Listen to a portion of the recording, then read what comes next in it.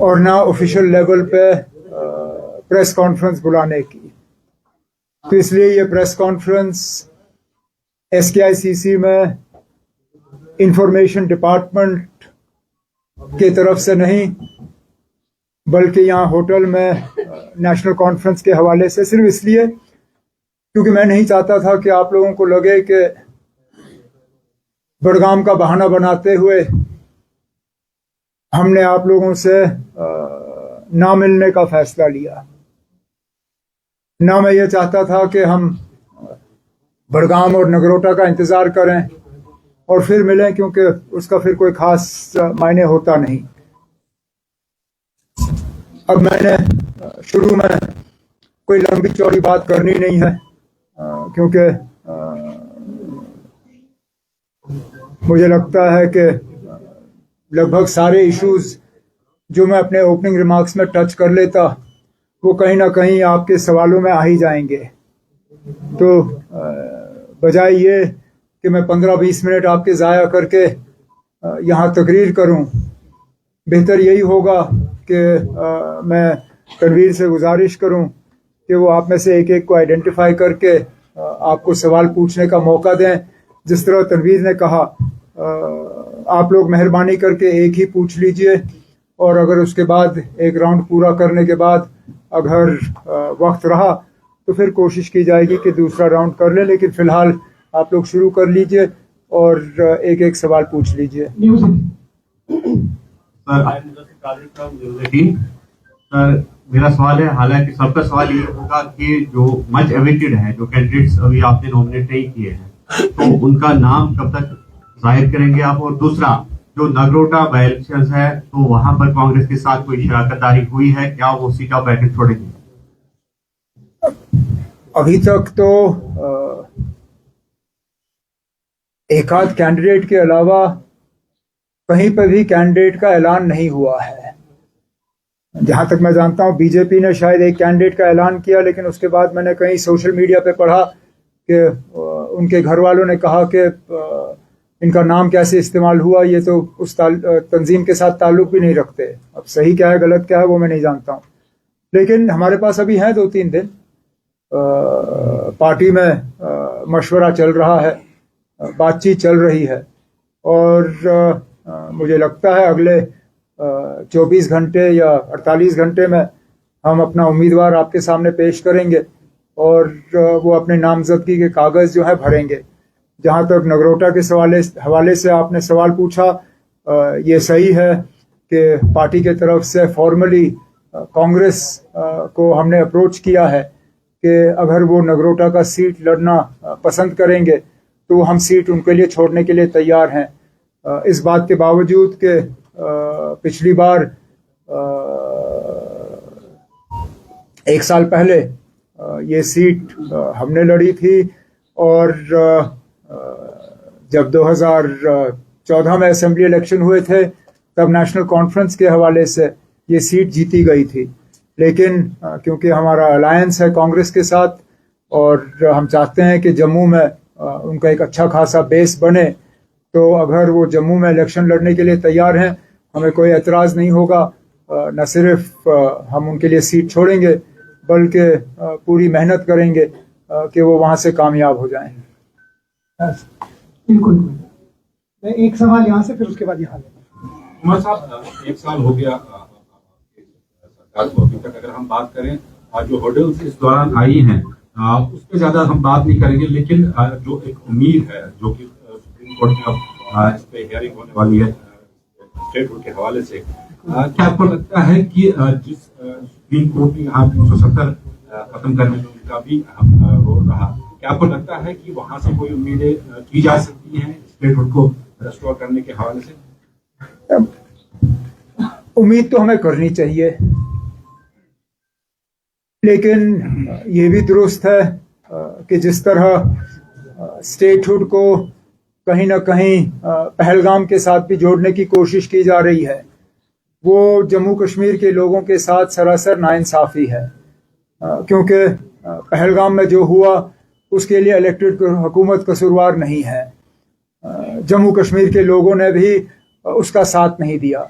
जो लोग पहलगाम के हमले के जिन पे पहलगाम के हमले का इल्ज़ाम लगा, जिनको फिर उसके बाद एनकाउंटर में मारा गया, उनमें से कोई भी जम्मू कश्मीर से नहीं था, सब बाहर से थे। तो इन सब चीज़ों को लेने के बाद अगर कि ये फिर बात आ जाती है कि स्टेटहुड पे बात करने के दौरान हमें पहलगाम का भी सोचना चाहिए, तो मुझे लगता है हमारे साथ सरासर नाइंसाफ़ी है जम्मू कश्मीर के लोगों के साथ। चलिए, सियासी मैदान में जो बात हुई मैं उस पर नहीं जाऊंगा। कम से कम पार्लियामेंट में और सुप्रीम कोर्ट ऑफ इंडिया में बार बार ये कहा गया कि 3 step process, delimitation, election, statehood. उस स्टेटहुड में ये नहीं कहा गया कि कोई इफ्स होंगे, बट्स होंगे, ये होगा वो होगा। कहा कि ये 3 कदम है, 2 कदम मुकम्मल हो गए, तीसरा कदम अभी बाकी है। अब हम उम्मीद करेंगे कि वो जल्द से जल्द पूरा हो जाए और यहाँ की हुकूमत को पूरी तरह से एम्पावर किया जाए ताकि हम अपना काम जो है पूरा कर सकें। Firdaus live from JK news today, क्योंकि आपने परसों जो जम्मू में प्रेस कॉन्फ्रेंस की थी उसमें क्रिटिसिज्म काफी ज्यादा हो रहा है मीटर्स को लेकर, तो उस पर क्या आप कुछ डिफेंड करेंगे? क्योंकि यहाँ पर देखिए ना, यहाँ पर आपने जो इलेक्शन से पहले वादे किए थे कहीं ना कहीं उसमें ना हमने, आप हमारा मंशूर देखिए ना, हमने कहीं मंशूर में मीटर्स को निकालने की बात नहीं की ना, कहीं पे भी नहीं। और मेरा न सिर्फ मेरा अपना ये मानना है बल्कि डिपार्टमेंट और लोगों का के तरफ से भी ये रहा है कि कई जगहों पे जहां अग्रीमेंट छोड़ के मीटरिंग हुई है वहां लोगों के बिजली के बिल कम हुए हैं, मीटर लगने से बिजली का सप्लाई बेहतर हुआ है। और सबसे बड़ी बात, हमने जो अपने मंशूर में वादा किया है 200 यूनिट्स का, वो तभी मुमकिन होगा जबकि हम मीटर लगा के वो यूनिट मेजर कर सकें। अग्रीमेंट पे अगर आज मैं 200 यूनिट की बात कर भी लूं तो जिन लोगों के घर में मीटर नहीं लगे हैं उनको ये लागू ही नहीं होगा, क्योंकि हमें पता नहीं है उनके घर में कितने यूनिट बिजली जा रही है।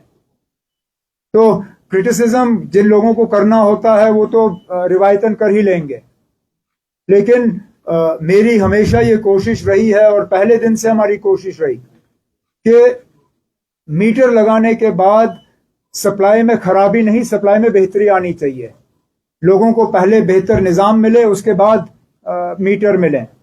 और पिछले साल सर्दियों के बाद, सर्दियों को लेके आप सबों ने देखा ना कि डिपार्टमेंट के तरफ से मुकम्मल कोशिश हुई कि बिजली के सप्लाई में कम से कम जो है कटौती हो, कम से कम सिस्टम जो है वो बंद रहे। इस दौरान जब फ्लड्स हुए पिछले महीने, उसमें भी डिपार्टमेंट की मुकम्मल कोशिश रही कि बिजली का सप्लाई जो है जल्द से जल्द दोबारा रिस्टोर हो। तो मैं फिर इस बात पे आता हूं कि जिनको क्रिटिसाइज करना है वो करें, मुझे उससे कोई घबराहट नहीं। मेरी यही कोशिश है कि लोगों को कम कीमत पे बेहतर सप्लाई बिजली का मिले और जो हमने अपने मंशूर में वादा किया है उसके लिए इंफ्रास्ट्रक्चर तैयार हो ताकि दोनों 200 यूनिट जो है नापे जाएं और उसके बाद हम इस वादे को पूरा कर सकें। आपकी जो एक जमात है वो आपके ऊपर इल्जाम आयद करेगी। एक सेकंड, अब आपको किसी ने बुलाया नहीं ना, जब आपको बुलाया जाएगा तब। उमर साहब, Shakir Shabbir Bhatt from the mandate news. आपने जम्मू प्रेस कॉन्फ्रेंस में रिमार्क्स दिए कि आपके रिश्तेदार है गुलकार रोड पे, उन्हें भी स्मार्ट मीटर लगा के है, लेकिन जिन लोगों ने वोट दिया उनमें गरीब आवाम भी है। गरीब आवाम ये सवाल पूछना चाहता है, इलेक्शन से पहले ये क्यों नहीं कहा गया? इलेक्शन से पहले अगर आपको भी याद होगा ये कहा गया कि असेंबली इंतखाबात होने दीजिए, फिर देखते हैं कि कौन और कैसे स्मार्ट मीटर्स लगा सकते हैं। इस बारे में आपका क्या? मैंने अभी जवाब दिया। आप क्यों अपने साथियों का वक्त जाया कर रहे हो ना? आप वही सवाल कर रहे हो। चलिए आगे ना। गरीब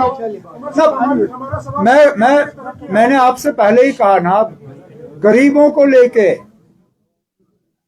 हमारा ये तजुर्बा रहा है कि जो लोग ईमानदारी से अपने लोड का असेसमेंट कराते हैं, जिनमें सबसे ज्यादा गरीब लोग हैं, उनके बिजली के बिल स्मार्ट मीटर लगने के बाद कम हो जाते हैं, बढ़ते नहीं हैं।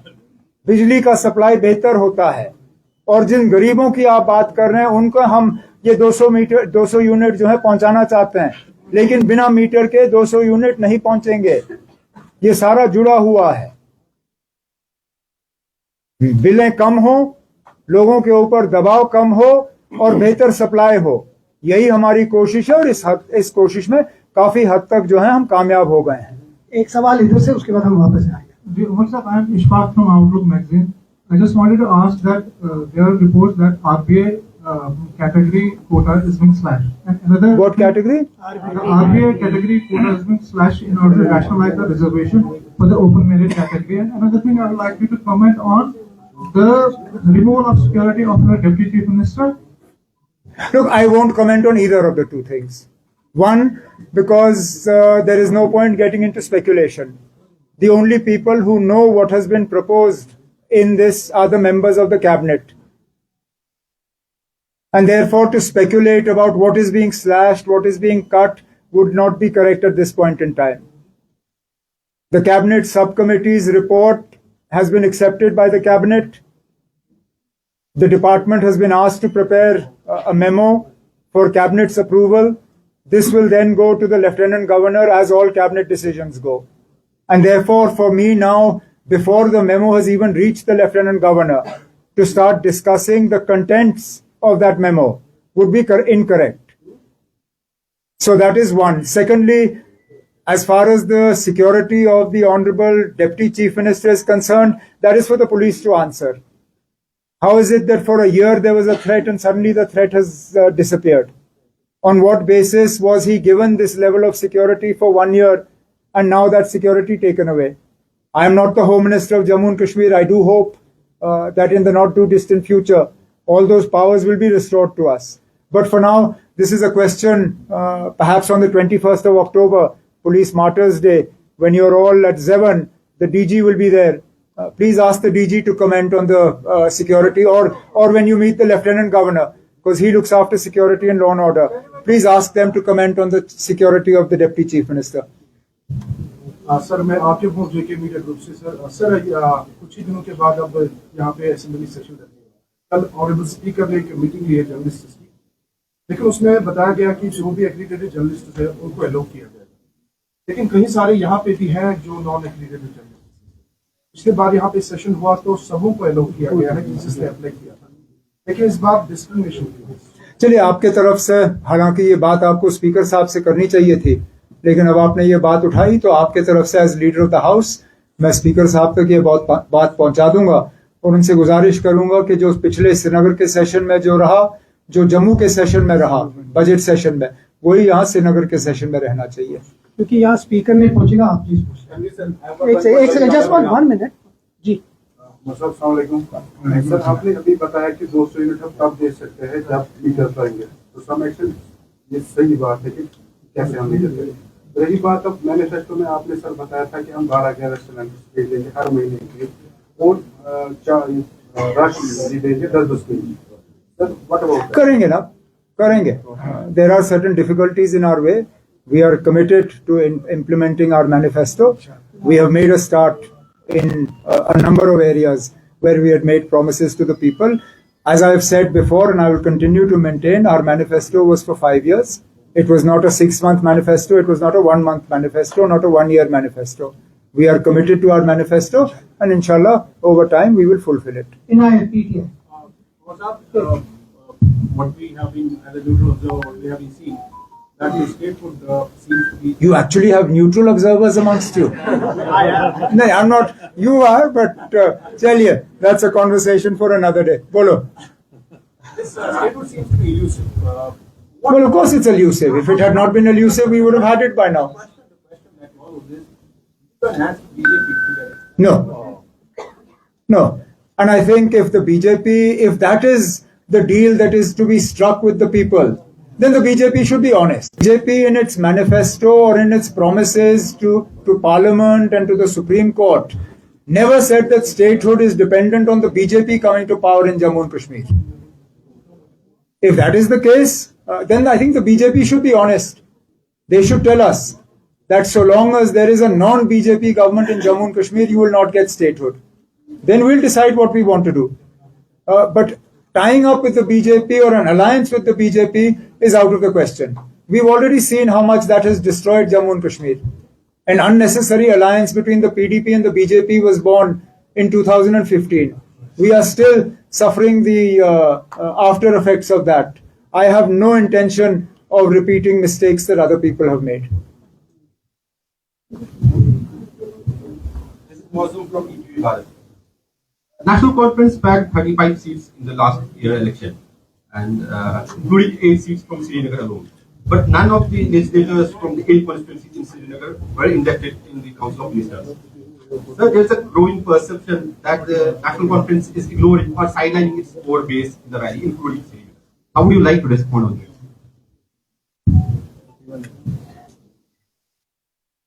Look, it is a fact that the constraints of being a union territory and the artificially low number of ministers that we are allowed to induct does have its bearing in terms of areas and communities that can find representation within the government. That said, this belief that unless you're a minister you can't work for an area is incorrect. I am not the Chief Minister of Ganderbal. I am the Chief Minister of Jammu and Kashmir. Sakina is not the Minister for Noorabad. She is the Minister for Jammu and Kashmir. Javed is not the Minister for Rafiabad, nor for Baramulla district. He is for J&K. And all our work has been for the entire Jammu and Kashmir. Yes, there is still the possibility, even within the constraints that are placed on us of being a union territory, to have a few more ministers. It's something that I'm actively considering. Once the Rajya Sabha elections are behind us and the assembly session is behind us and we are done with the by-election, let's see what happens. Sean from CNBC. What I wanted to ask is that on the progress you yourself mentioned that the promises that were made that the papers are being ready and all of it, it has now gone there, and we have entered a second phase of state resolution. In terms of where we are looking at, is there a roadmap that is there in place, and whether you will be a legal party to the case that is? I've had conversations with very senior lawyers, both in J&K as well as in Delhi, about the possibility of becoming a party to this case as Chief Minister of Jammu and Kashmir. It understands the disadvantages that we are put to by being a union territory than I do, because I'm the only person in the entire country with the experience of being both Chief Minister of a state and Chief Minister of a union territory. So this is something that is actively being discussed with a legal team, and based on their opinion, there is a Chief Minister. I will make myself a party to this case. Last time told the Supreme Court that there's a consultation happening between the state government and the union government. Yeah, I read that. Is there any consultation? Like I said, I read that in the report from the Supreme Court. And sorry, this was consultation regarding statehood, right? Yeah, I mean, as I said, the first I heard about this was when the Supreme Court was informed about this. Nasir.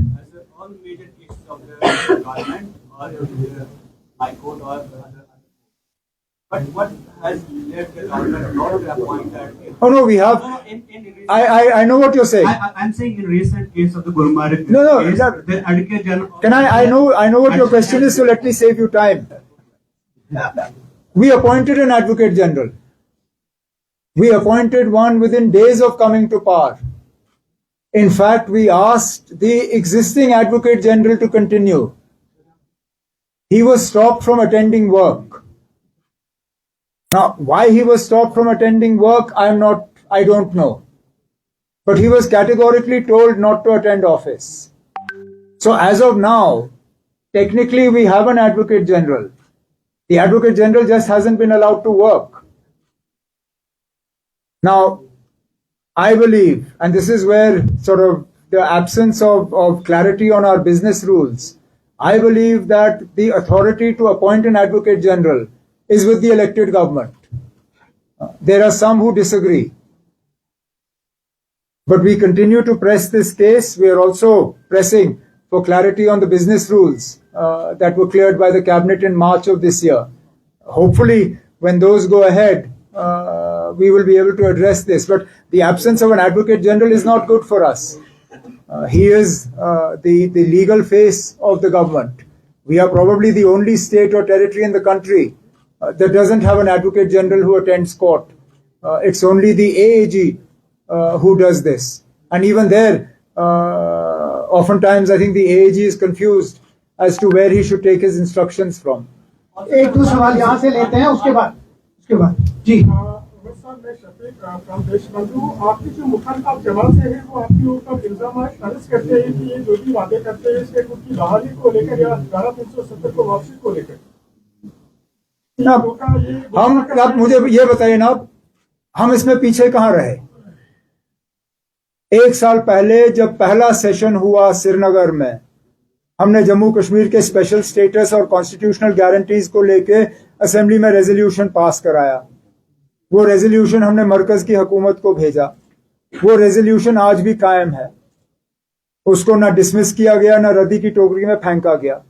कभी ना कभी इस हुकूमत के साथ नहीं तो इसके बाद जो हुकूमत आती है उस हुकूमत के साथ वो बहस या बातचीत के लिए एक बुनियाद बनती है। हुआ जम्मू कश्मीर के खसूसी दर्जे के बारे में, जहां तक स्टेटहुड के हवाले से हमने बात की, पहले कैबिनेट मीटिंग में स्टेटहुड की बहाली का पहला रेजोल्यूशन वहां से पास हुआ। मैंने खुद दिल्ली जाके वजीर आजम साहब के हाथ में डाला। हुआ वो वादा भी हमारा पूरा। लेकिन ये इल्जाम बदकिस्मती से वो लोग लगाते हैं जो अपना सबसे बड़ा धोखा भूले नहीं।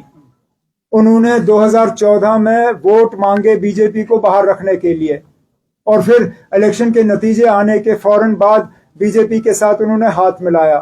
अब उतना बड़ा धोखा करने वाले लोग हमारे ऊपर इल्जाम लगाएं, मुझे लगता है वो थोड़ा सा गलत है। आप पूछिए, उसके बाद हम यहाँ जाएंगे। I have one question regarding Budgam. 1977 से बडगाम कॉन्स्टिट्यूंसी जो है उसे Jammu Kashmir national conference president हुई और वो आपका स्ट्रॉन्ग होल्ड रहा है वहाँ। अगर वहाँ के सीनियर लीडर की बात करें आगा सैयद महमूद, न कि उनके घराने के साथ या जो भी उनके फैमिली है उनके घराने के साथ आपके 7 सेगमेंट्स में वोट जुड़े हैं, चाहे जड़ीबा की बात करें, सोनावारी की बात करें या बाकी जो आप सवाल पूछ रहे हैं या आगा महमूद साहब के लिए मैंडेट मांग रहे हैं? सवाल ये है कि अगर उसके बगैर कोई वहाँ पे कैंडिडेट होगा, क्या आपको लग रहा है कि ये कौन सा सवाल हुआ? आप तो किसी के मैंडेट की सिफारिश कर रहे हो ना? नो ना, you are here representing an individual. No, I am not representing him sir. मैं जस्ट आपको सवाल कर रहा हूँ, क्या सर मुंतजिर मजीद का अपनी पार्टी से निकलना सर वहाँ के मैंडेट की कड़ी है? वो मैंने ना पहले ही आपसे कहा, तंजीम के अंदर मशवरे का सिलसिला चल रहा है। अगले 24-48 घंटे में हम उम्मीदवार का फैसला करके आपके सामने रखेंगे। तब तक हमें क्लैरिटी होगी कि नगरोटा की सीट पे अगर कांग्रेस लड़ने के लिए तैयार है तो वो भी अपने उम्मीदवार का ऐलान करेंगे। और इंशाल्लाह संडे या मंडे तक जो है, वो वैसे भी मंडे लास्ट डे है, नामजदगी के कागज जो है भरे जाएंगे और कैंपेन का सिलसिला शुरू होगा। आखिरी 2 सवाल किए हैं ना, no take some time, take your time, don't rush, it's fine. एक फिर बाद में आ जाएंगे ना, मैंने पहले कहा एक। सर 5 अगस्त के बाद मरकजी सरकार जो दिल्ली सरकार है, ये इसमें कोई शक नहीं है कि यहाँ पर 5 अगस्त के बाद हजारों की तादाद में मुकामी और गैर मुकामी सयाह आए, मतलब गैर मुकामी सयाह है वो आप आए। लेकिन जब से पहलगाम अटैक हुआ तब से आपने खुद भी देखा होगा कि सयाहों में जो है कमी आ रही है, चाहे मुकामी सयाह है, गैर मुकामी सयाह या गैर मुल्क की सयाह है। लेकिन 5 अगस्त से पहलगाम अटैक तक मरकजी सरकार ने बहुत ज्यादा कोशिश की कि यहाँ पर सयाह आए, लेकिन पहलगाम अटैक के बाद मरकजी सरकार का कोई मेजर स्टेप हमने नहीं देखा कि यहाँ पर टूरिज्म को कैसे रिवाइव किया जाए। आप गए, आप कर रहे हैं, लेकिन आपको नहीं चाहिए, आपको नहीं लग रहा कि आपको चाहिए कि आप मरकजी सरकार से बात करें ताकि सयाहों में यहाँ पर फिर से इजाफा आए, क्योंकि हजारों लाखों की तादाद में यहाँ पर लोग। हम अपनी जगह कोशिश कर रहे हैं, इस बात के बावजूद कि इसमें भी बीच बीच में हमें ताने मिलते हैं। कि आप लोग टूरिज्म प्रमोशन इतना क्यों कर रहे हो। हमें मालूम है कि लाखों लोगों के घर इससे चलते हैं और हम चाहते हैं कि दोबारा टूरिज्म जो है उस मुकाम पे पहुंचे जो पहलगाम के हमले से पहले जो हालात थे। उसी सिलसिले में हालांकि मैं और नासिर नहीं गए, लेकिन हमने अपनी टीमें मुल्क के बाहर भी भेजे। आज भी हमारा एक बहुत बड़ा डेलीगेशन सिंगापुर में है कि साउथ ईस्ट एशिया से टूरिज्म जो है वो दोबारा बहाल हो। यही लोग जो हैं पेरिस, लंदन और बर्लिन जाएंगे अगले महीने टूरिज्म प्रमोशन के लिए। मुल्क के अंदर की सतह की बात करें तो पिछले दिनों नासिर उदयपुर गए थे टूरिज्म के सिलसिले में। हमारी कोशिशों में कोई कमी नहीं है और मैं ये भी नहीं कह सकता हूं कि मरकज ने हमारा साथ नहीं दिया, लेकिन एक सच्चाई है जिस सच्चाई से हम इनकार नहीं कर सकते। फिलहाल बदकिस्मती से जम्मू कश्मीर के अंदर से हम दो अलग अलग आवाजों में बात कर रहे हैं। एक तरफ से हम लोग जो इलेक्टेड गवर्नमेंट है हम टूरिज्म प्रमोशन की बात करते हैं, लेकिन दूसरे तरफ से अनइलेक्टेड गवर्नमेंट के तरफ से कश्मीर का एक अच्छा खासा हिस्सा अभी भी टूरिज्म के लिए बंद है। दोदपथरी टूरिज्म के लिए बंद है, द्रंग टूरिज्म के लिए बंद है, गुलमर्ग, खिलनमर्ग मतलब गंडोला के नीचे का इलाका खुला है, लेकिन दाएं बाएं जाने की कोशिश करें तो सीआरपी वाले पीछे दौड़ते हैं और कहते हैं ये बंद है।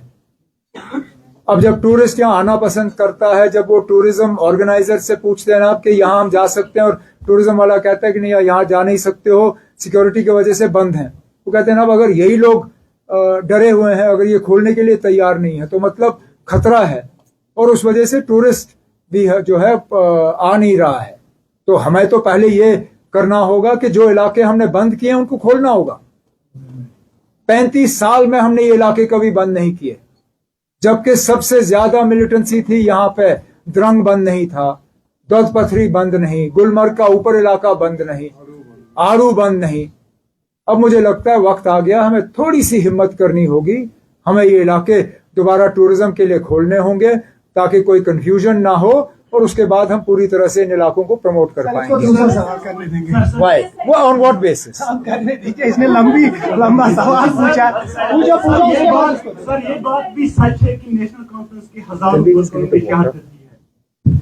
हम कहते हैं कि जब आपने 15 अगस्त के दौरान अपनी तकरीर में कहा था कि अब हम घरों में बैठने वाले नहीं हैं, अब हम हर किसी गांव बैठे भी नहीं, सिग्नेचर कैंपेन का आपने कहा था, वो चल रहा है ना अब अपनी जगह, वो चल रहा है। ने फिर दूसरा भी फैसला लिया। आपको नहीं लग रहा कि कोई मेजर स्टेप आपको लेना चाहिए, क्योंकि लोग आपकी जो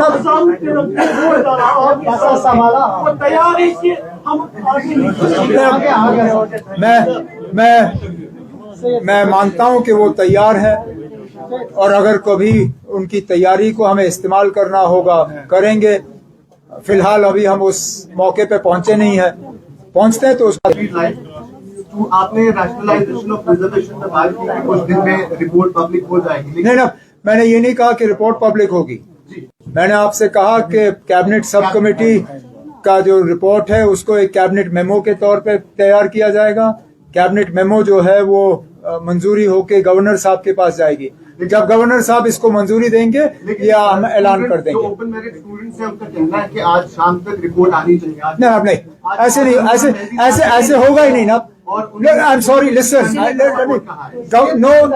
no government works under pressure, and I am the last person who you can pressurize to do something.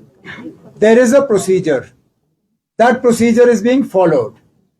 Now it is not only impropriety, it is bordering on illegal to release information that has not even reached the Lieutenant Governor. Let the cabinet memo be finalized, let it be signed, let it reach the Lieutenant Governor. There is no attempt to hide anything. There is no attempt to delay. Please understand, we have completed our process. It is a matter of days. The moment the Honorable Lieutenant Governor signs the cabinet memo, all information will be put in front of the people. But we are not going to bypass procedure just because somebody thinks they can exert pressure. I don't work under pressure. Sir मेरा सवाल ये है कि चूंकि बड़गांव में जमीन इंतखाबात हो रहे हैं और रूबुल्ला साहब एक इम्पोर्टेंट फैक्टर वहाँ पे वो नेशनल कॉन्फ्रेंस की मुखालिफ सिमत में जा रहे हैं। क्या कोर कमेटी उनके साथ मुशावरत कर रही है? जैसे 2 दिन पहले सुनील रमजान साहब ने अंदिया दिया था कि उनकी मुशावरत के बाद ही उम्मीदवार किसके साथ मुशावरत? रूहुल्लाह साहब के साथ। अब जो लोग मैंडेट के बारे में तंजीमी तौर फैसला करेंगे, उनका रूहुल्लाह के साथ कोई कांटेक्ट है या नहीं है, वो ही बता सकते हैं ना। मेरी उनसे कोई बात नहीं हुई है। जी मेरा फ्रॉम टीवी है सर, ये बताइए क्योंकि विधानसभा का सत्र जो है वो शुरू होने वाला है, तो क्या प्राइवेट मेंबर्स बिल जो है, अगर आपको लगता है कि अपोजिशन कोई ऐसी प्राइवेट मेंबर बिल लाएगी जिसमें वेटेज नेशनल कॉन्फ्रेंस के मेंबर से ज्यादा होगा, तो क्या नेशनल कॉन्फ्रेंस मेंबर्स उसको सपोर्ट करेंगे? कोई भी बिल जो है हाउस में आने से पहले स्पीकर साहब की प्रॉपर्टी होती है, और किसी भी बिल को हाउस में लाने का अपना एक प्रोसीजर होता है, और जब जरूरत से ज्यादा बिलें आती हैं तो उनमें फिर ड्रॉ लॉट से तय होता है कि कौन सा बिल हाउस के सामने आएगा। मैंने जम्मू में भी इस सवाल का जवाब दिया, मैंने कल कुलगाम में भी इस सवाल का जवाब दिया, मैंने कल अनंतनाग में भी इस सवाल का जवाब दिया, आज फिर इस सवाल का जवाब दूंगा। अगर कोई ऐसी बिल हाउस के सामने आती है जिससे कि जम्मू कश्मीर के आवाम को फायदा होगा, मेरी हुकूमत उसमें कोई रुकावट नहीं बनेगी। लेकिन कौन सा बिल हाउस के सामने आएगा ये एज मेंबर ना मैं तय कर सकता हूं, ना सागर साहब कर सकते हैं। यहां तो फिर तनवीर सादिक का भी बिल है to bring land grants act back to its original form. अब आपको कैसे मालूम है कि इनका बिल नहीं आएगा, उनका आएगा? अगर तनवीर का बिल आया, वो भी अपने आप में मायने रखती है, because that bill then takes care of all this lease land issue. क्या बाकी पार्टियां इनके बिल को सपोर्ट करेंगे? अभी किसी को नहीं मालूम है ना हाउस के सामने कौन सा बिल आएगा, लेकिन वो बिल जिससे जम्मू कश्मीर के आवाम को फायदा होगा, मेरी हुकूमत उसमें कोई रुकावट नहीं बनेगी। लास्ट नसीब, ओके, आप पूछें। ओके, ओके, अच्छा नसीब, Sir, you have an MP, he is very close to National Congress MP Ladakh, and you also government in Ladakh. What is your view on the crisis in Ladakh? No, I think the crisis is extremely unfortunate. The people of Ladakh have been pushed to the wall. Promises have been made to them that have not been kept. And unfortunately, this seems to be a practice, particularly with the erstwhile state of Jammu and Kashmir. Promises are made and then promises are broken. Ladakh was promised 6th schedule. Now, either they knew they can't give 6th schedule and they still made the promise, in which case they shouldn't have done it. Having promised 6th schedule, why aren't you implementing it? It's similar to our case. You promised us statehood. You're not giving us statehood. Is the attempt now to push Jammu and Kashmir to the wall also? Is that what you're saying? That they're not happy with the situation being peaceful here. They're not happy with the fact that this demand is only being made in a democratic and constitutional manner. The fact is that both Ladakh and Jammu and Kashmir were promised something significant. All we want is those promises kept. The promise made to Ladakh should be kept, and the promise made to Jammu and Kashmir should be kept. आप जो बड़गाम और बिजली के बगैर कुछ और अच्छा, चलो सकीना, आपकी बारी।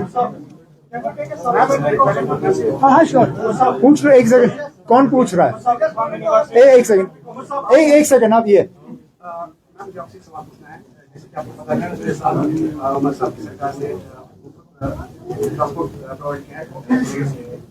तो हमारी जो बहने हैं, जो ड्रॉप आउट ग्राफ है और जो लिटरेसी रेट है, क्या वो बढ़ गया है? इसकी वजह से नेचुरली फर्क तो पड़ेगा, क्योंकि जिनको पैसे नहीं होते थे कभी कभार सफर करने के लिए स्टूडेंट को मुश्किल होता था, लेकिन इससे काफी आसानी हो गई है। तो नेचुरली इससे फर्क जाती हैं, जो बच्चियां जाती हैं, फर्क तो आया हुआ। और इसी से जुड़ा हुआ हमारी कोशिश है कि ये जो गवर्नमेंट बसेस हैं, चाहे आरटीसी का हो, चाहे ये स्मार्ट बसेस हों, इनका कवरेज एरिया बढ़ा दिया जाए, ताकि और ज्यादा हमारी बहनें जो हैं वो इस मुफ्त अमल कर सकें। हाँ, इसके बाद आप सर, आपने अपने मैनिफेस्टो के दौरान वादा किया था कि मैं हुकूमत में आके ही जो है PSA को हटाऊंगा, लेकिन अभी भी जो है नहीं ना, वो मैं एक सेकंड मुझे जवाब देने दीजिए। मैं इतना अक्लमंद हूं ना, अब आप 2 लफ्ज कहिए, मुझे पूरा सवाल उसके बाद समझ आ ही जाता है। आप में से कई सारे साथी उस प्रेस कॉन्फ्रेंस में थे मैनिफेस्टो को जब हमने रिलीज किया, और उस दौरान मैंने आपको ये भी कहा, क्योंकि शायद आप में से किसी ने सवाल पूछा और कहा कि इसमें कुछ ऐसे वादे हैं जो एज यूटी आप कर नहीं सकते हो, और मैंने कहा हम इस बात की जानकारी रखते हैं। इसमें कई सारे ऐसे वादे हैं जिस वादे का आपने जिक्र किया। हमने मैनिफेस्टो में ये नहीं कहा कि हम पहले दिन करेंगे, हमने मैनिफेस्टो में ये कहा कि हम PSA को जम्मू कश्मीर से हटा देंगे। हटाने के लिए हमें रियासत का दर्जा होना चाहिए, सिक्योरिटी, लॉ एंड ऑर्डर, ये सब चीजें इलेक्टेड गवर्नमेंट के पास होनी चाहिए। जिस दिन ये चीजें हमारे पास होंगे, मैं असेंबली सेशन का भी इंतजार नहीं करूंगा, ऑर्डिनेंस के जरिए जो है हम ये कानून हटा देंगे। आप बताइए, उसके बाद ये मुझे लगता है हम and then we can wind up. जी जी ऐसे ही पूछो आप।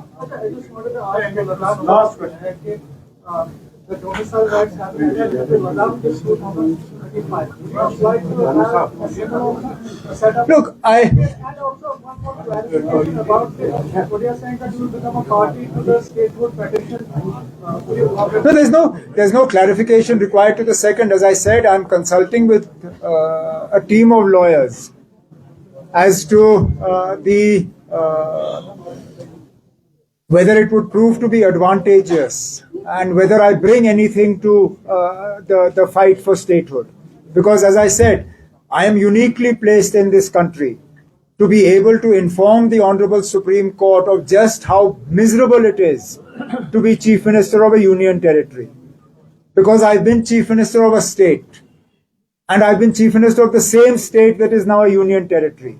So I'm the only person in this country with the kind of experience that I can put on paper and share with the Honorable Supreme Court when they have to decide about statehood for Jammu and Kashmir. But that said, it is for my lawyers to advise whether this would actually be beneficial to the people of Jammu and Kashmir. If it is, I will have no hesitation in becoming a party to this case in the Supreme Court. One, on the Ladakh point that you mentioned, this is something that I have talked about in the past, that 2 union territories were born out of one state on the 5th of August 2019. Yet in some respects, Jammu and Kashmir has been treated very differently to Ladakh. And one of those areas is the area of domicile law. That, I believe, is something that needs to be brought at par.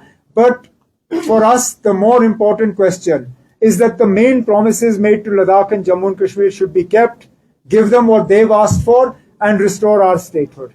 बहुत बहुत शुक्रिया। Thank you. गुजारिश होगी कि चाय का एक